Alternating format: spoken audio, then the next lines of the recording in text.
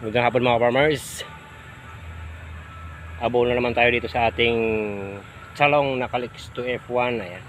Nag-abono na yung aking yung naka-intercrop sa ating pipino. Fertilization guide. Paano mag-abono ng fruiting stage. Ay, ngayon lang namumunga yung ating talong. Tapos na kasi yung pipino natin. Ito ammonium. Isang lata. Yung 444 natin, 444 na pilpos, 2 lata. Kada balde, bali 3. Yung mixing natin, ano.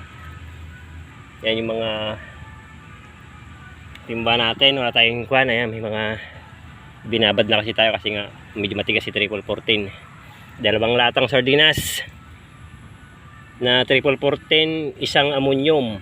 Yan yung mixing natin, ano, yung pakakain natin ngayon dito sa ating talong. May mga bunga pa yung pipino. Pitas tayo bukas. Yan yung itsura ni talong natin. Hindi tayo makapag-abono ng maayos sa makarang araw kasi nga wala tayong tubig.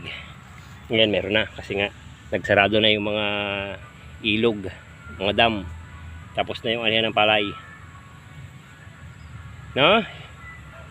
Fertilization guide sa ating Calix F1. Mixing natin 444 saka ammonium. Ang pagdilig ay ganito, ayan, isang latang malaki. Ang katumbas nito ay 2 lata ng sardinas direkta sa puno, ano? Yan, lata ng spam. Isang ganito, isang puno.